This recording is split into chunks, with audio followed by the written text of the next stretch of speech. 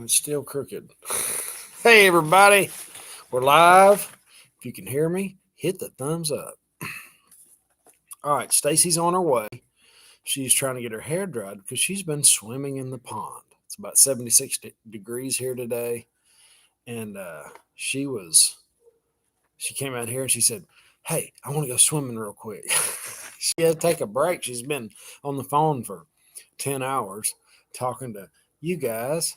And it's a good thing, too. Silver's really trying to rip. And she was telling me, she's going to tell us more when she gets here about palladium and platinum. Having trouble acquiring those assets. Here she comes now. And we've got Warren Buffett speaks out on the banking crisis. Good old Warren. Sorry, I'm late as usual. Come on. Hey, guys. And I got wet hair because I went for a last-minute swim. Yeah, I just told him that.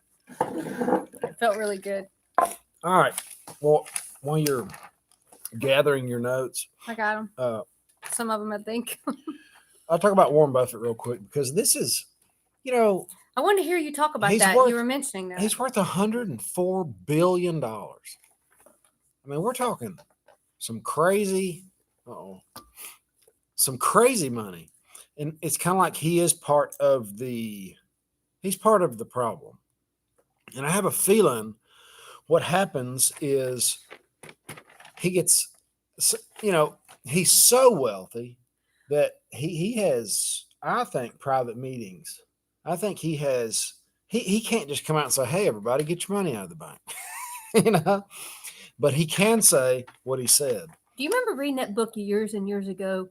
I mean, maybe right after we first got married, that book about him, and I would read you excerpts, and it was so, that guy is like he's a different type of person. Yeah, he thinks very different. Yeah.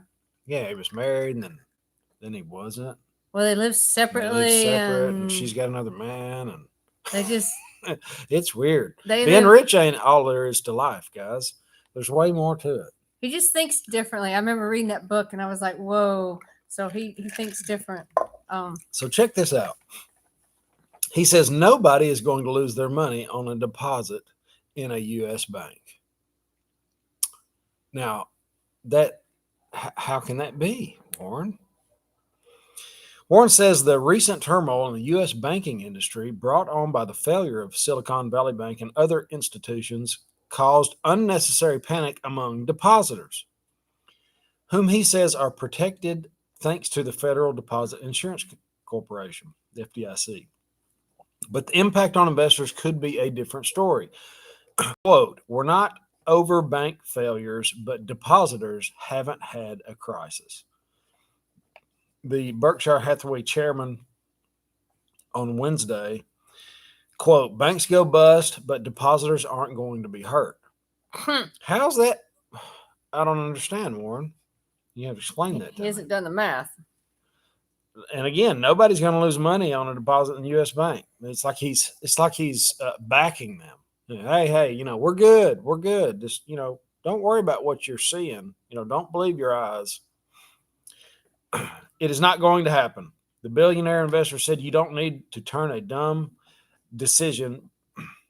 You don't need to turn a dumb decision into managers into a panicking the whole citizenry of the United States about something that don't need to be panicked about. So basically he's saying that you don't need to say, panic. Hey, don't panic. Yeah. Yeah. That's exactly what they don't want is panic. Yeah. No, they don't. And at the same time, Jamie Dimon warns banking crisis is not over. Repercussions will last for years to come. The SVB collapsed last month after entering a liquidity crisis that I'm not going to read all this, but the important part was Warren Buffett's coming out and he's backing the banks with his word, with what he says. And people look up to him. He's the wealthiest. I guess he's still maybe. He's at the top. He's not the top Bill anymore. Gates and but Elon Musk are kind of right up there. Yeah. But I just thought, that was noteworthy that he's doing that. That is interesting about Warren Buffett. I've always thought him an interesting figure. After I read his book one time, of how he started out, how he decided to get into the different, well, I don't know, investing and stuff. That was a very interesting book that I read. So what else do we want to talk about tonight? It's good to see you guys. This is a midweek recap with coffee. Is that what we're going to call it instead of Saturday morning coffee? Sure, I've got sparkling water. Oh, there you go. So I got coffee with. I actually added some milk to mine. Now, this is a win for the farmers. Colorado passes first right to repair legislation for farmers. Thank you, M&J. She sent me a lot of these stories. She is a hound dog when it comes to news. She's in here somewhere. It's supposed to be. I got Charger Mopar, Neil. Thank you, moderators, for being here, and all you other guys. I'd like to know where you're at. Where are you watching from? Put it in the comments. You might meet somebody. Above my pay grades here. Gave us a super jet. Confirmed BBC U.S. boots on the ground in Ukraine. Whoa! I was just reading a story about that. I saw that. Yep. Unbelievable. We all knew it was going to head that way. But so what does that mean? That's what I'm curious, but we'll see. It means it's not good. That's what I'm scared of. I try not to talk about the war. I don't know enough about it. All I see is lies, mainly. Colorado passes first U.S. right to repair legislation for farmers. This is because equipment makers have generally required customers to use authorized dealers for repairs. But due to the inflation and inflated output prices, denting their profits, they put a bill in that says you can work on your own equipment and it won't void the warranty or whatever. And I thought that was really cool. Colorado farmers will be able to legally fix their own equipment next year, and the manufacturers are obligated to provide them with the manuals and diagnostic software and other aids under a measure passed by legislators. So that's cool. Consumer right to repair agricultural equipment. That's a win in my book. We've got some oil news about the Biden administration selling the family jewels at the pawn shop. Well, you're talking about the pact between Russia and Russia's grabbing the upper hand and all that? Is what you're talking about? No, we can get into that in a minute. This is about the Biden administration draining the SPR, the Strategic Petroleum Reserves. They have been. For the second week in a row. Refilling plan oil prices jumped this morning after a quiet overnight session thanks to dovish CPI print. All eyes remain on inventories for a sign of trouble as recession anxiety grows after last week's OPEC rebellion, where they said they're going to cut 500,000 barrels. So I have no idea why that sounds like a good idea. Why aren't we producing oil right under our feet?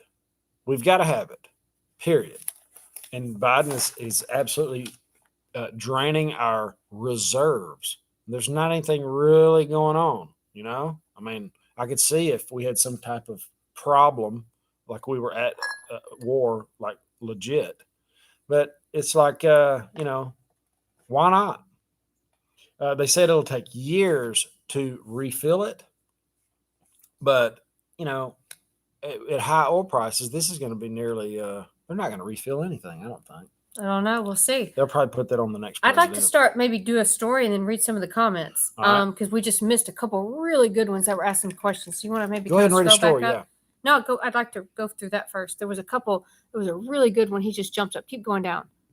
It was a really good, and as you were reading, I was almost stopped you. Keep going. But anyway, so I'd like to do that because we're missing too many. We go from story to story, I think. And there you go. First time saver buyer of the Buffaloes. Do you by chance have Go Buffaloes available to match? Thank you. Yes, we do. Sorry, I just saw that. Yes, we do have the Buffalo Bills, but they're $179 over and they're super expensive. But yeah, I'll give you a call. Give me a call if you want that number right back there, and I'll be glad to help you. But yeah, I'd like to read some of the comments, and then I'll go to the next one. But real quick, on that story of Warren Buffett, Buffett actually owns Bank of America, and do you know how many deposits? 2.3 billion. People have been pulling out from Bank of America. Yeah. People are scared. Keep going. Why not hedge your wealth? People have been acquiring wealth their whole life. Why not hedge it? Why would you leave a bunch in a bank for somebody? Well, I've had so many calls. So let's read some comments a minute and just kind of talk. Recap Wednesday night. We've got Cocoa Beach, Florida, Southern California, Seymour, Tennessee, Indianapolis. We're here sitting on the couch in Western Kentucky, Stephen. That's cool. I love it. We're sitting at the Anvil. Hi, M&J. Hi, Mr. Eddie. I see you guys all there. Yeah. I see you guys. I'm investing G. I'm not sure what that means. Central Florida. Hey, Thank you, guys. Donetta. God bless you both, sisters and brothers in Christ. I'm investing in new golf clubs. That's funny. I actually just talked to a guy who just recovered from throat cancer, which I was so glad to talk to Mr. Wade today. If you're listening, I'm so glad to hear that you're doing so well. And he had some good reports, and he was actually out playing golf. And I also talked to Miss Sandy today. So, Miss Sandy, it's good to hear your voice and your peppy spirit, and I love hearing from you guys. So, a million restaurant tips. You are always Carlos. here. Yes, he is. Carlos is awesome. And he always says such nice things. He is. Got to be the kindest person ever. Okay. All right. So let's talk about a few things. So I want to talk about a few things that you guys have mentioned today. We're talking about banks.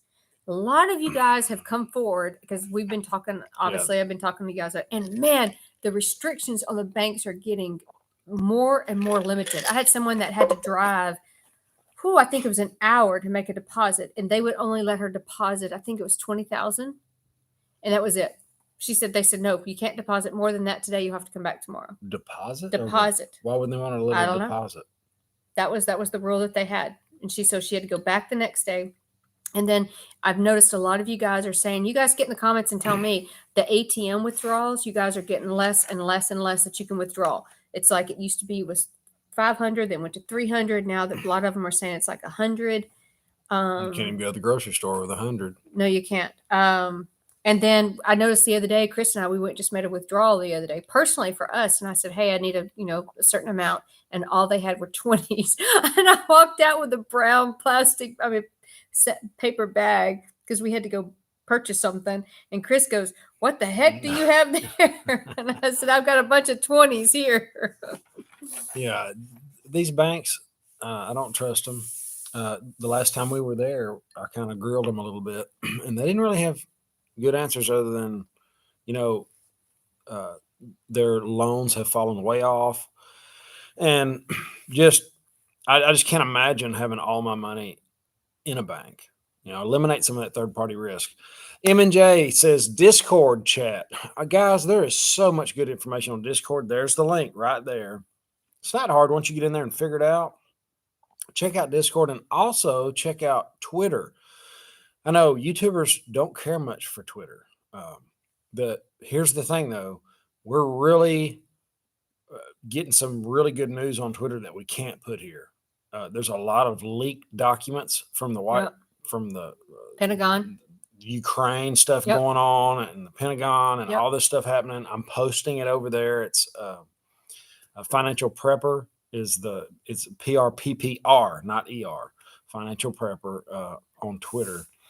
I want to give 2 shout outs real quick. I just saw you guys online. Hey, Mr. Terry. Hey, Mr. Russell. I just saw you guys. I saw their names coming across. But anyway, we'll go on to a little bit more that we talked about. One more thing I want to talk about. So Chris has been talking about side hustles a lot lately. And you guys have been calling in and giving ideas about side hustles and all that. And I'm not going to tell you what to do, but I'm going to tell you, get an LLC with your side hustle. Figure it out. I was just talking to someone today, and they were talking about how to buy a piece of equipment or whatever. And I'm like, man, you guys would you not agree with that? Tool, the Tool 401k. The Tool, just get an LLC. If you're going to do some kind of side hustle and some kind of make it a business, get an LLC. Yeah, you can turn your side hustle into a business quick. Like an LLC, here's $50. I think total, by the time you do the E&I number, you do the state number and all that, I think it's $385. I think that's just the total cost me. Now, if you go to an attorney, it's going to cost you more. But if you figure out how to do it yourself, but it's pretty easy, right? Super easy. Okay. And then you can start writing off everything. Yep. Everything you buy for that business. Yep. That's why it's so important. We have some businesses just for write-offs. Right. I would have rental properties just for write-offs. They're so good. There's a reason why everybody in Congress has rental properties. And they have LLCs. Hey, Mr. Gary, I see you too. Hi, I just talked to you also. All right, real quick, I want to talk about too. So we've been talking about all. Oh, you got one more? No, go ahead. Yeah. So you were talking about the oil and all that kind of stuff and how they're doing the reserve and stuff like that. Man, you guys, one more story that just beats us down when we talk about the petrodollar and we talk about how they're going around the petrodollar. They're not going to use us. The U.S. Saudi oil pact is breaking down as Russia grabs the upper hand. This is the headline. Sorry, you can hear my email dinging off. Sorry. But it's just we used to be the big player in all of this thing. And so now the Saudi-Russia alliance, because now they've also gone to Russia. Not only are they going to China, not only are they going to India, not are they going to other countries, but now they're also with Russia. And we all have seen this been happening. But they are not only that, but they decide to cut the oil production. They're the ones, and we have gone to them, and we have look at Biden. He just went to them and begged them to please don't cut production. What did they do? They pretty much laughed at him and wouldn't even meet with him. They wouldn't even take his phone call, I think, at one point. But that's kind of where we are right now. So they said this is going to cause all kinds of trouble for the U.S. economy. They said even possibly for Joe Biden's reelection. They've decided to cut crude oil again for the second time since Biden, which he flew to Saudi Arabia, and they pretty much laughed at him. But anyway, so this is just one more. It's hard not to laugh at him. Well, yeah. But this is just in a world of shifting alliances. Saudi Arabia is breaking away, they said, from the Washington's orbit, and it's just one more thing that they're going to now they're getting. So it's just, you guys, another little chink in what's going on with the oil industry. Yeah, well, as we lose the petrodollar, that's gonna put wind in gold and silver. It's gonna put wind in other commodities. Speaking of that, look at this chart that I sent you today. Oh, that was amazing. I'm gonna show you real quick. Let's see if I can Silver's, actually show it on. What's silver up to today? It's like 25.26. It went crazy ballistic today. So you guys, let's see. I don't know if you can even see this. If you guys are on Twitter, you need to follow a guy called Jesse Felders. Really great guy. He has great information. And I don't know if you guys can see this, but if you see that red chart all the way to the left, that is how much countries have started buying precious metals. If you look at the years, that's the uptick. So that'll show you right there. And that's just what we can actually track. And now, right. and on top of that, we've got states that are starting to recognize precious metals as legal tender. They are. I've got a list of them here: Montana, Missouri, Kansas, Oregon, Kentucky, Wisconsin, Tennessee, Iowa, Mississippi, West Virginia, Minnesota, Vermont, Alaska, South Carolina, Idaho, Arkansas, Maine, New Jersey, Arizona, and Texas. I do not see Louisiana on there. No, we need to be on there. But this is really good for gold investors. Provisions that would mandate minimum precious metals holdings in a state treasury could significantly boost demand for physical metals. Missouri alone would need to purchase $9 million worth of bullion to meet the 1% criteria laid out in the bill. They're talking about SB 100. I've heard about that. I need to look that up a little bit more. I've covered it quite a bit. But as of April 3rd, 2023, the following states are starting to have bills pending. So these are states that are moving. They are to hold their own precious metals. I mean, this is big news. Government accountability. This is really cool. And this was discussed on the 12th of April. That's today. Mm-hmm. Missouri is home to 2 regional Federal Reserve banks. The key pillars of the bill are listed below. Now, I like everything about this, so check it out. The state should recognize gold and silver as money, both of which can be used for the purchase or repayment of debt. Precious metals shall be valued by the state at spot plus market premium because, they paper over the real price. Mm-hmm. All states should be eliminated on sales of precious metals. Should be eliminated. I don't know why it says that. Oh, I'm sorry. All taxes should be eliminated on the sales of precious metals. The Treasury must be willing to accept payments of state taxes in gold and silver. The Treasury must maintain a minimum of 1% of operational reserves in precious metals and special reserve of depository. And following Roosevelt's confiscation, for anybody that thinks they're going to do the confiscation, which it really wasn't a confiscation, it was a buyback, really. of gold during the Great Depression, the bill also prohibits any state agency from seizing physical gold holdings. Lastly, the bill seeks to prevent the implosion of digital currency as a compulsory form of transaction. The supporters of the bill prefer to maintain optionality for the consumer. So this is these states are moving in a big way towards precious metals, and this is going to put some major. We might actually see precious metals be valued at what they're supposed to be valued at if you take the spot plus market premium, because the premiums are kind of that's what sets the price for now. Somebody just said right now SD Bullion has a minimum order, and actually they do. And also, I just got a call from someone the other day that they had actually placed an order with. Sorry, I'm interrupting No, you. you're Keep on good. going with that with Atmex, and they actually got their order refunded, sent back to them their money because they said they had such a big order that they couldn't even fill it. So it's a little bit crazy these days. You just kind of have to go with it and hang with it and just try to figure out the best your ability. But are you done with that? Can I go on? Yeah, go ahead. So I had mentioned in the video, and I actually forgot to look it up, that I'd mentioned in the video that we did on the pier the other day about the where they're going to do pollution, the crackdown on the what's the pipe that comes out of the back of a car? Exhaust pipe. Yeah, I always get sorry. I don't do words very good. But anyway, when I was listening to, and I was like, seriously, they're really going to do a crackdown on this? And the White House was supposed to come out yesterday, I think it was, and do a statement on that. And I was listening to the news, and I'm like, surely that can't be for real. They did. They actually did.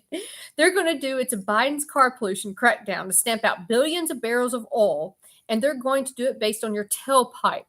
That is how they're going to do it. They're going to start regulating your tailpipe. They kind of already do that, I would think. I don't know. They've come out with all these different things right now that they just came out and said. They said they estimated they're going to reduce it by 17 billion barrels by 2055. Anyway, they said it's to push you to go to electronic vehicles. So what are they going to do? Like, are they going to, so when you start doing your test where you have to do every year to get your inspection sticker like we do in Louisiana, are they going to test your tailpipe now too? I mean, yeah, they'll see if it's burning clean enough. They'll be able to measure, whatever's coming out of it and see if it's within a certain range. I don't know. I was just curious, but apparently this is a pretty big deal. They made this huge proposal. They did a huge article. They did a huge statement. He actually came out and did a press release. And so I don't know, in your state, actually, I'm curious, do you guys have to get inspections for your automobiles every year? Because every 2 years, we have to get inspection stickers in Louisiana, and they go over our vehicle, and they have to say if you have a cracked windshield or if you have certain things. I'm curious to see, do you guys have inspections in your state for your vehicles? All that is it's like a kid stomping their feet saying, we're going to go green no matter what, but we're not there. We don't, solar panels aren't going to cut it. Not in Indiana. Not in Indiana. Oh, that's nice. Not Arkansas. Yeah, no, I know you don't have in Arkansas. That's nice. California is the worst. The road with the windshield beat out. No, you can't. Everywhere here in Texas, not in Indiana, not in Kentucky. Well, we do in Louisiana. No inspections in Michigan. There's just no way that everybody's going to be able to charge their electric vehicle. It's a false narrative. It's not real. It's not legitimate. We're going to have to generate that energy somewhere to charge these electric vehicles that take a ton of resources to build. Wow, not in Kansas, not in Washington, not in Tennessee. So I guess Louisiana has that. I guess I thought a lot of states has it. Thanks, Mr. Eddie. I trade with Stacey. I'll tell you what you can do. You can slip the guy 20. You did not say that. You did not say that on YouTube. Okay, so we're going to go to the next story. Argentina. If I do have electric powered, I'd like to see a photo of your electric powered welding rig. I'm going to do that, and I'm going to have my welding rig plugged in to the car. That way, way I can get around. I think they only go about 200 miles. And I heard they're really falling off. If you go to pull anything, if you go to, pull a trailer or something, it really just, that load eats up the batteries pretty quick. So we got a long ways to go on that. I think electric stuff's cool, but we're just not there. It's nothing different than a spoiled brat stomping their feet saying, we're going green no matter what. I just thought it was funny they made such a big deal of it that they came out with a press release. I mean, they really made a big deal out of it. But anyway, it's going to push people to uranium. Is what it's going to do. It's going to push. Yeah, they're going to have to get the energy, the greenest energy, legit green. Said not even in liberal Oregon. Wow, I figured Oregon would definitely have some kind of it's sticker inspection something. Louisiana has the worst DMV. We just been through that. Ever. They're really missing it. Yeah, we've been through that the last couple of weeks. But anyways, let's talk about one more story. Let's talk about food a little bit. So Argentina is having a huge drought, and Argentina is really big when it comes to corn, wheat, and soy. And I've also talked to some people about it. Argentina is struggling even with civil unrest and different things like that. And a couple of people are trying to escape to Argentina from Peru and different places like that. And Argentina is just struggling right now. And they're saying that it's the Argentina, it's the drought, it's worsening, it's inflation, it's sending their dollar, whatever their version of the dollar, pesos or whatever, to the new lows. And so they are really struggling right now. They said the domino effect, though, is going to be affecting not right now, but other countries eventually, because their exports are going to start affecting other people. They said it's a worsening economic situation, and they're printing money just like us, and they're fighting inflation. So they're also struggling. Yeah, the whole world's fighting inflation. Egypt, I just talked about the other day. 32%. Yep, inflation. Yep. Yeah, and we had a dovish CPI print.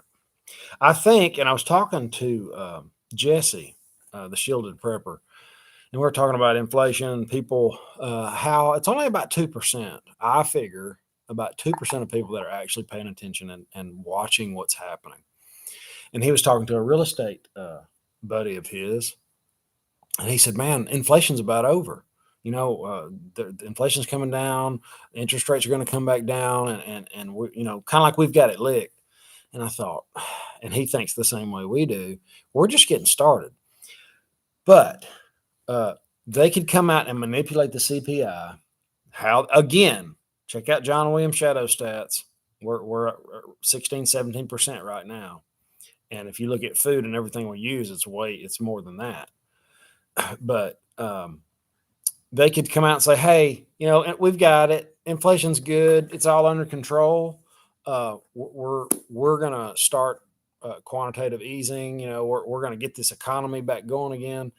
And there you would be. The bull trap would be set, you know, and I think we're going to experience some of that. We're going to experience some type of, hey, everything's okay. And then we're going to really get to see what the Thunderdome looks like. And it might be a year or two. We don't know. So he was talking to a real estate agent, and a real estate agent really thinks that it's like over with. Like it's I just drove down the road. I just pulled out yesterday on our property, and we're like a small town, and we're not the big up and down volatile. And have you turned left on our road right now and seen all the for sale signs within like 2 weeks? I'm starting to get notifications from foreclosures on my phone. Yeah, it's gone way up. And I went into our system and I looked, and price reduction's is also going, they're ticking. Price reduce. And that's in our little small area. And then I was going to talk about this, because this is a big one I want to talk about in just a minute. But I don't know how much to talk about it, because I don't want to open up a can of worms too bad and get us restricted. Dude, if a person realized. Hi, Teresa. Hi. What did they say? Dude, if a person in real life ever tells me inflation is over, I'm going to laugh in their face so hard. Yeah. And look, I've had talks with several people, and, you know, don't cast your pearls before swine. You know, you can't. Sometimes people have their mind made up that everything's all right, and that's the way it's going to be. We're going to experience prosperity forever, just like the last 50 years, and that is never going to change. It's recency biased. Most everybody suffers from it. You know, you guys don't. I'm sure you're here, you like-minded crowd. I'm preaching to the choir, but you know, when you try to tell somebody that doesn't want to hear, then you're just wasting everybody's time. So they'll learn the hard way. So I've actually talked to these guys before. I love you guys. Mr. Steve said, I grew up in Sacramento, Left the Army in 83. I'll stay in Kentucky with my country lady. Yeah, I like talking to you guys. Charger Mopar, the real estate is going nuts in Florida. It is crazy. They're breaking ground everywhere there. We just got back from there a little while ago. And it is nuts. And really, most everywhere I've been has been like that. It looks like the 2008 all over again. Right before that, when everything's so hot and going, real estate's never going down. I watched a podcast with a guy that had 300 million rentals. I remember you telling me about that. He was talking about, how good it was and how the houses just appreciate. And that's all they ever do is go up. And I just I can't see it like that. The only thing that makes me kind of think about that is the Weimar Germany story. It does. Yep. Where their assets kept going up. They did. And they were so excited. So they would sell them because they thought they were making money and all that kind of stuff. And then they couldn't buy another one because they kept going up. Yep. That's when money dies. They weren't the world reserve currency. It's a lot different now. I think we're going to see some deals in houses. And after that, all bets are off. Real estate might actually go to the moon. All right. Never come back down. I want to talk about something you talked about the other night. We briefly hit on it. Okay. And it was a Restrict Act. Remember you brought that up? Oh, yeah. You just briefly hit on it. All right. Before we go any further, because I want you guys, so I came across an article. So if you guys, let's talk about the Restrict Act for a minute. And I want to talk about a little bit more, I think, what's involved in it, which when I'm digging into it just a little bit more, just like the Patriot Act happened back after 9/11, it was passed super fast. It was passed in the name of everything is good for us, but involved in that Patriot Act, it took away so much of our freedoms because I used to work for the government back then and I saw it happen real time. So let's talk about this a little bit. So I came across some articles and they even said the Restrict Act is going to restrict a lot more than TikTok. And let's talk about this because I'm curious to see what you guys think. It said they're going to, and I'll just listen to right here. It said, I have to get to the thing. Sorry, real quick. I had it right here. Well, it's supposed to be restricting for TikTok for our own safety. But within that bill, there was a whole bunch of other stuff with crypto and all kind of stuff. It launches into a list of involving information and communication technology products, critical infrastructure, digital economy, which would be crypto, federal election, national security. It also starts talking about that it says that you can do fines. And this is why I thought was interesting also. They said you can have civil penalties up to $250,000 or an amount that is twice the value of that transaction based on the violation, and criminal penalties up to 20 years in prison. So you guys, this Restrict Act is a little bit more than just what meets the eye. And so I'm going to dig into it a little bit more. I've kind of only just hit the surface, but it said under the terms of the bill, but they've come up with this bill that is going, they're putting it, sounds like, for TikTok because everybody's so against TikTok, but they're going to use it for a lot more things, just like they did the Patriot Act. Oh, definitely. Anytime they do something for our safety.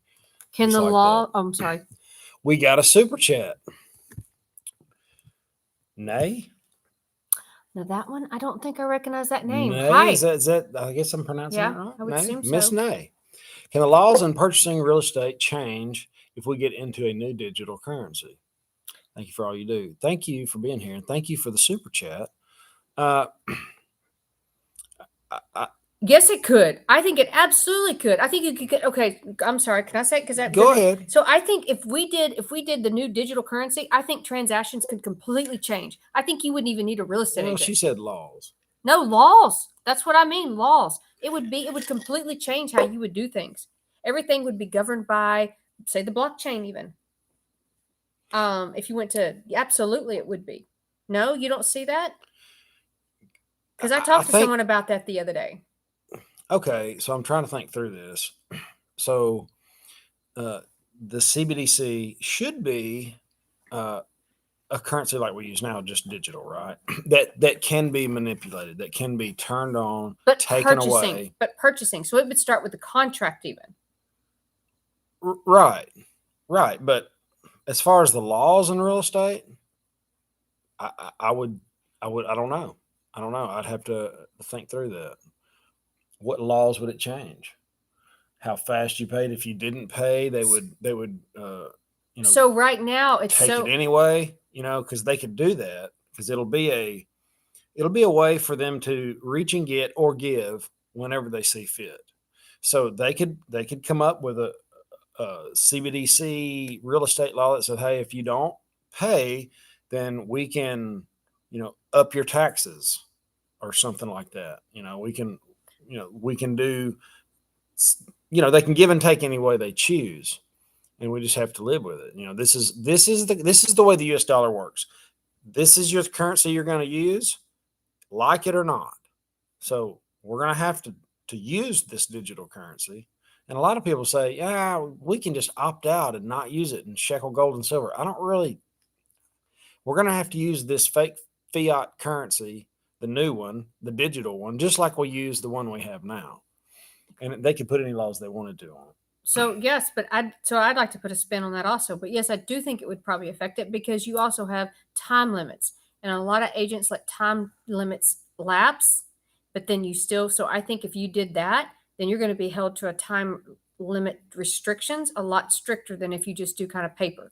Because right now, you know how we'll say, hey, you have a time limit to sign by here, but if you do that blockchain, you do CBDC, and you go that kind of stuff, then. But I guess if I'm talking CBDC, she's talking CBDC, I'm talking blockchain. That might be a little different.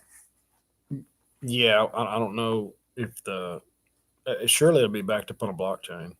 I would hope so. CBDC real estate change if you get into a new digital currency. Yeah, so they could write up any law they wanted to and enforce it through CBDC, and they could use your credit score too. So you're really, what's holding them up, I think, on the CBDC is the ID portion.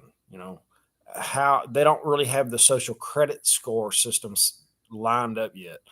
Okay, here's another thing. Oh, I didn't even think about this. Your carbon footprint. Is the house big? Are you just a two-person?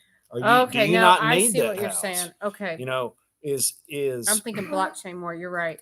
Is your carbon footprint too big on this house? Does your payments need to go up a little bit? And they can do that through your carbon credit score that's attached to your digital ID. That's how you get your currency. All that's going to be globbed together. And it's a good question. There's a lot to unpack there.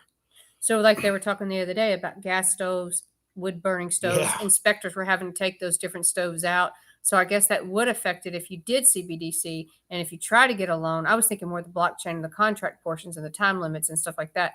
But I guess you're right. I missed probably a little bit of that, but you're right. And it would be if your house wasn't. Matter of fact, we got a tax write-off the other day because we installed an AC in one of our rent houses, and it was more green friendly.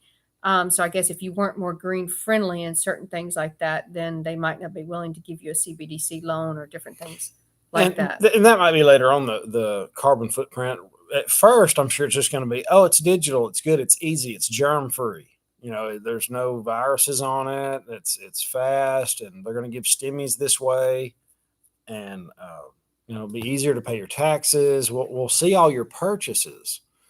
So I imagine later on there's going to be all kind of repercussions from it, just like all the other things, just like the Restrict Act, just like the Patriot Act, just like all these other things they slip in on us, and it's always not for our good. It's supposed to be for our safety. Comes across very good.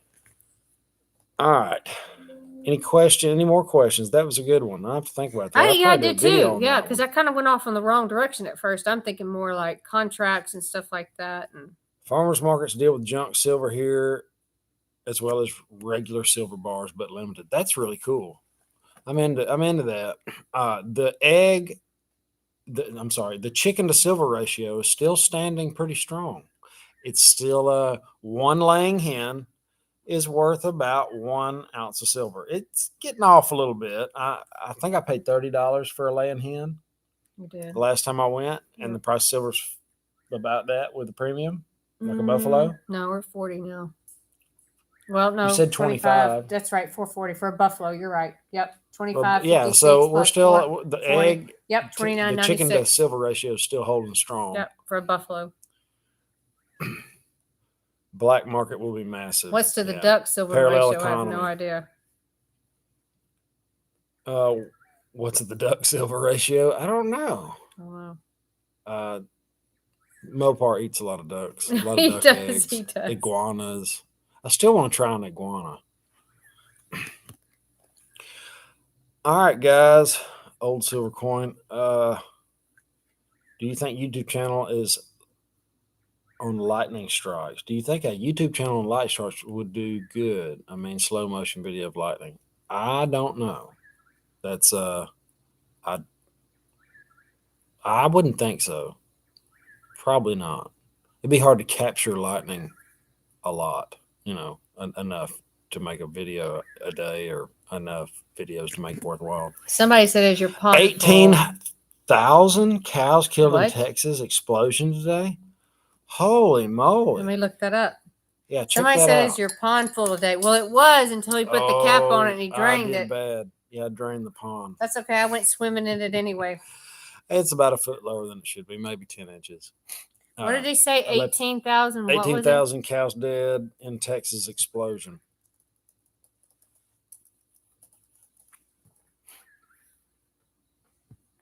Oh yeah, sure did. Texas dairy explosion leaves at least 18,000 cattle dead, one person critically injured. Oh my goodness, I didn't know that. That just happened. Where's it at? 3 hours ago. Let's see. In Texas Panhandle, Castro County. I don't know. South Fork Dairy Farm in DeMint, Texas. DeMint, Texas. So they sure did. 18,000 cows. I can't imagine that many cows. They were in a holding area before and brought in for milking when the blast occurred. That's pretty bad. What, did it kill anybody? It said one person injured. Didn't say it killed them. Wow. One person injured. So that's maybe it's an 18,000 cow farm. Go back down right there. unknown number of cattle killed. It's right there by Lubbock. I have to call Toby. All right, guys. That is what's been happening today. We will have a whole Mem and J says story in your messages. Oh, did you send it, Mem and J, and we messed up? So Saturday we were going to do coffee. We like to do coffee live in the morning on Saturday. We might do it just a little bit earlier on Saturday, so you guys just kind of stay tuned to see, because we're going to go spend some time with his family. I'm going to go try to get an interview from my granddad. This guy's a birthday coming up. Yeah. So we're going to go spend some time with his family and celebrate his birthday. Yeah. See if I can get granddaddy to talk about something cool, Great Depression, starting businesses. He'll talk about that for about 1 minute, and then he'll start talking about Jesus. Yes, he does. That's good too. It is. Yeah. All right, guys. Have an awesome, awesome day. We'll see you in the next one. Later.